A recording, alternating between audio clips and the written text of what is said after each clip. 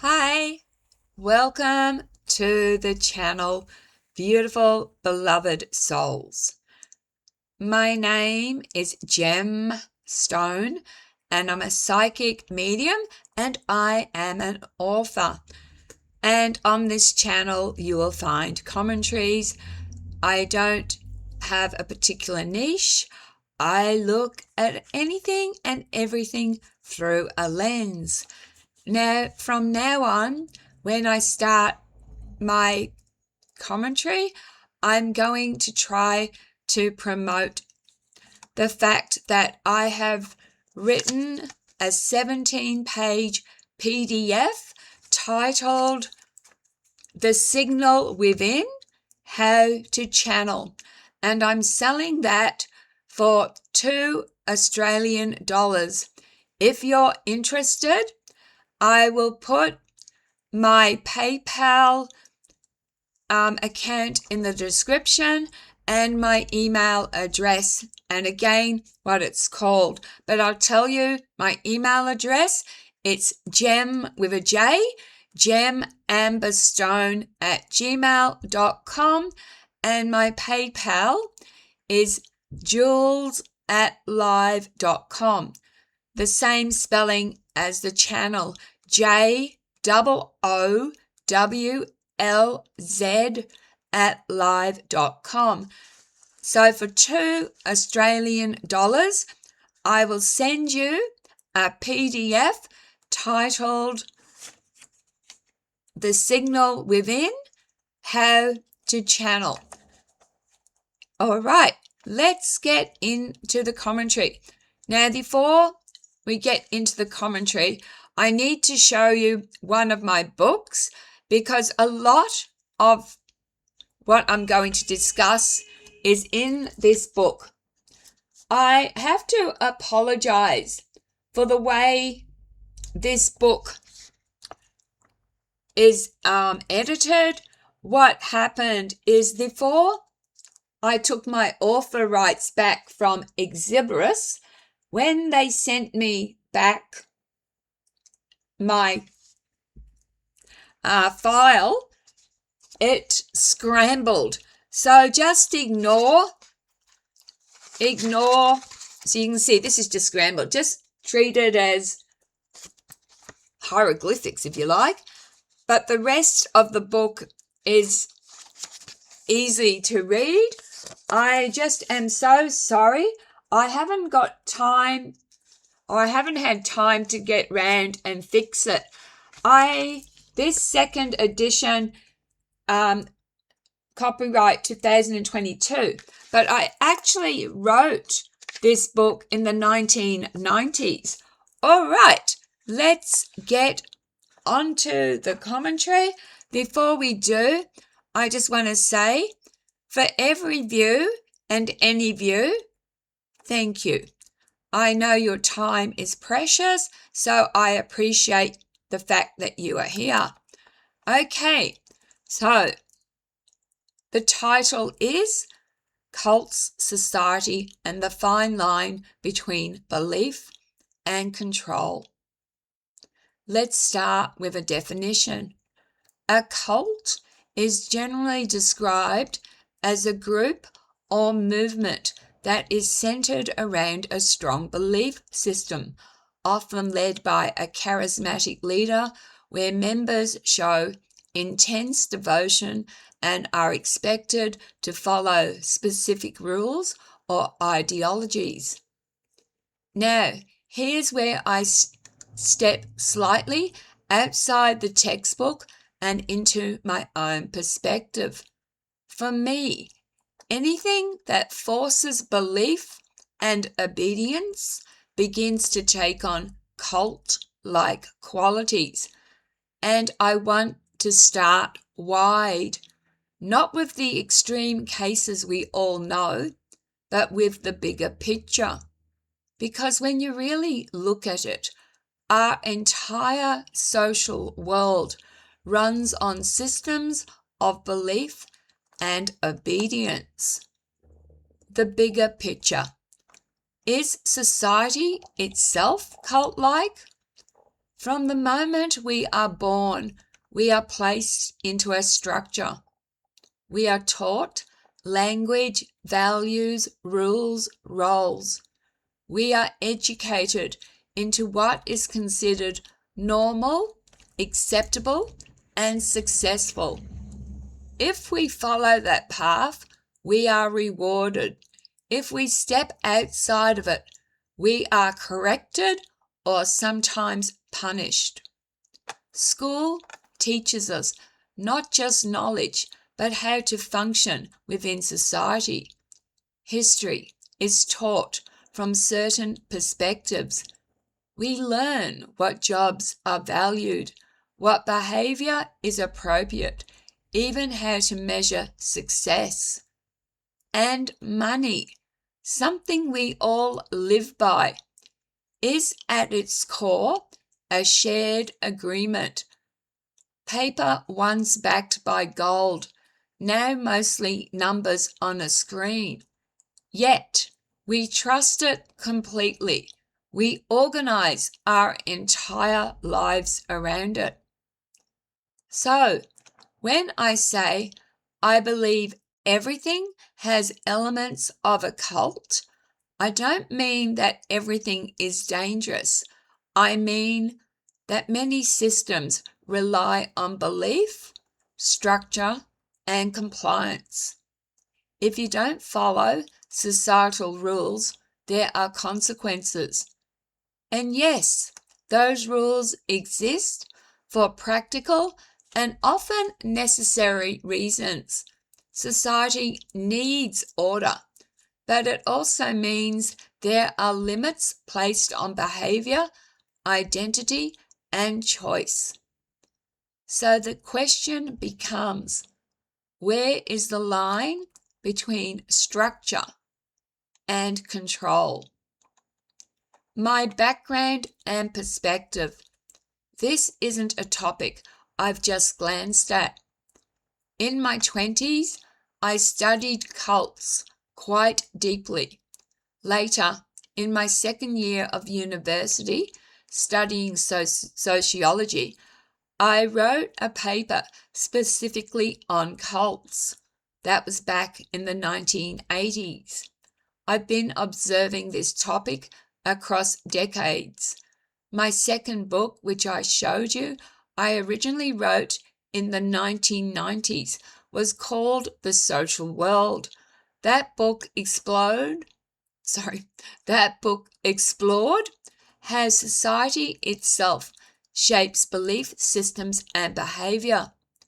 So, when I speak about this, it comes from both study and lived observation over a long period of time. When we narrow the lens, dangerous cults. Now, let's move from the broad idea into the extreme, because not all belief systems are equal. Dangerous cults take things much further. They often have a charismatic leader who is not just respected, but elevated, sometimes seen as enlightened, chosen, or even divine. Members are expected to show complete loyalty, and certain patterns begin to appear again and again. Sleep deprivation, isolation from family and friends, financial control or surrender of money, emotional manipulation, strict behavioral rules, punishment for questioning, the leader placing themselves above others, sometimes as a god-like figure. In these environments, individuality starts to disappear. The person becomes the group, and the group becomes the belief. Who gets drawn in? There's a common misconception that only vulnerable or uneducated people join cults. That simply isn't true. People from all walks of life can be drawn in. Highly intelligent people, educated people, professionals. The common thread is not intelligence. It's often something much more human. Searching for meaning, searching for belonging, searching for certainty in an uncertain world. And I'll be honest here. There were times in my own life during periods of searching where if the right group had come along, I could have been pulled in. That's how subtle it can be.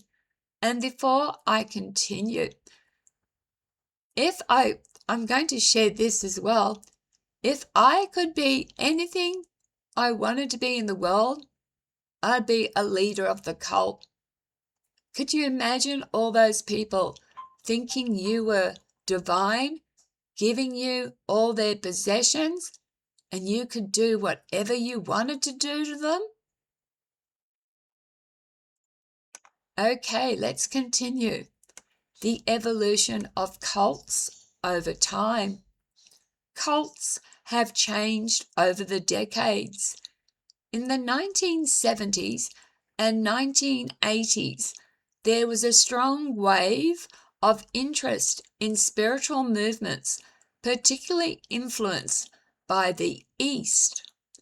Indian gurus, Middle Eastern philosophies, and what was often called Oriental mysticism became very popular in Western countries.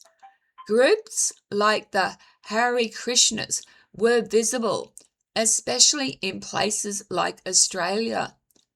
The Orange people, followers of Bhagwan Sri Rajneesh, gained attention.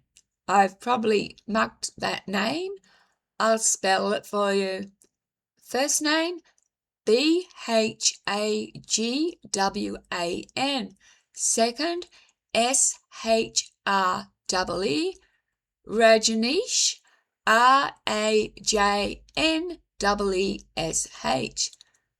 The family, also known as the Children of God, operated in more hidden ways.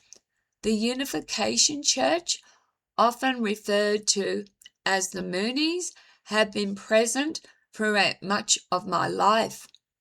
Then there were extreme cases that shocked the world.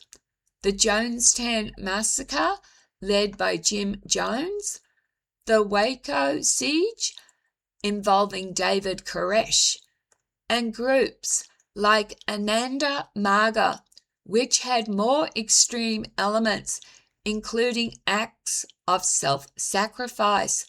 I personally knew someone who became involved, and the level of devotion reached the point where people would martyr themselves in public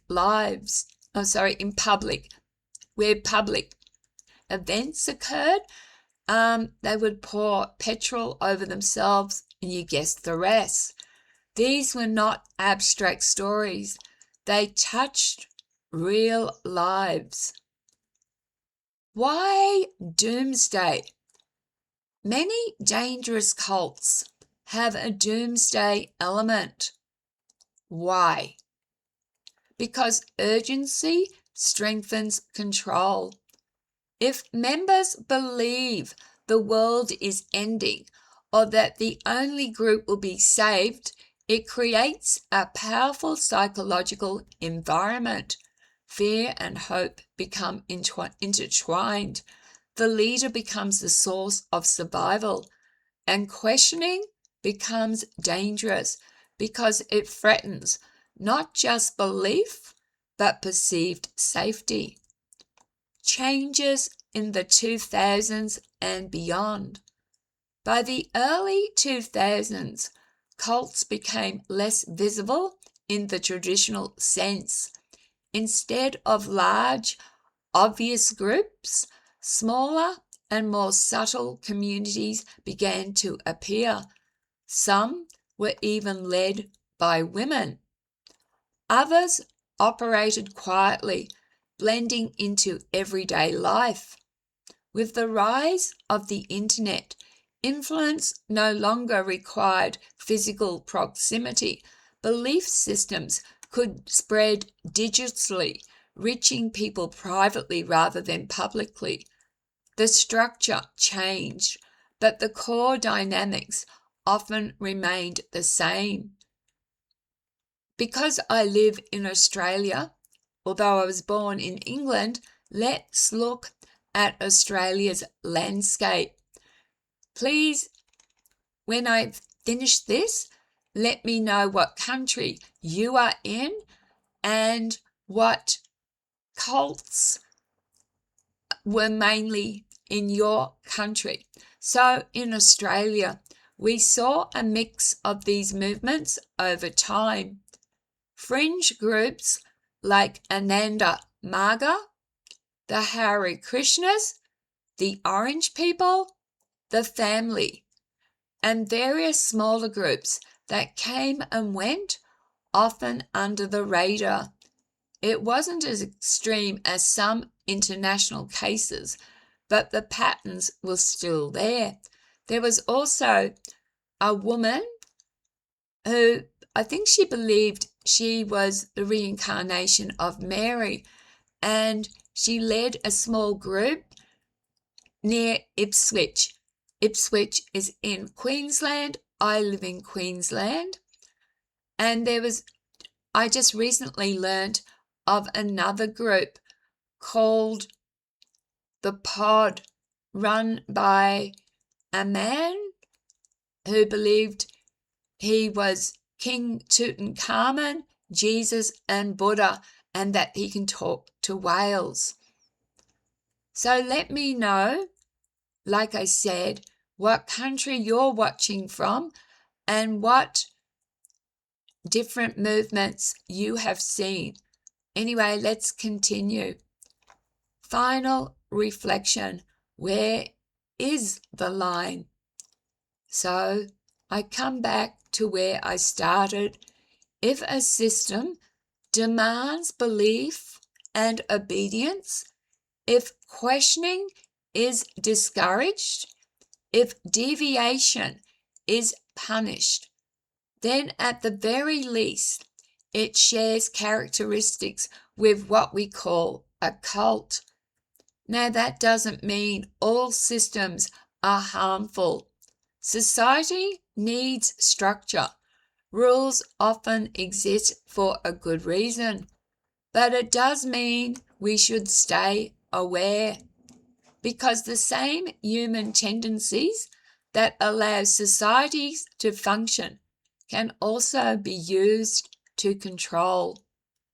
From birth, we are shaped to fit into a system, to contribute, to belong, to participate, and most of the time that works.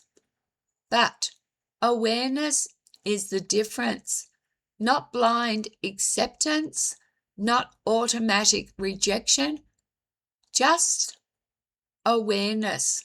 Because the moment belief becomes unquestionable, that's where the line starts to blur. And there is one thing I ask my audience to do always: question everything, including me. Do not believe everything you hear. Remember, we are being fed what to believe. So start questioning everything. Okay, please drop a comment below. I really would like to know where you are. I know I've got some friends in Scotland, and I've got a couple in the US, but the rest of you, I don't know where you are from. All right, please, if you do drop a comment, I ask that you do so with respect, and please be kind to each other. Take care of yourselves. Thank you very much again for watching. Bye.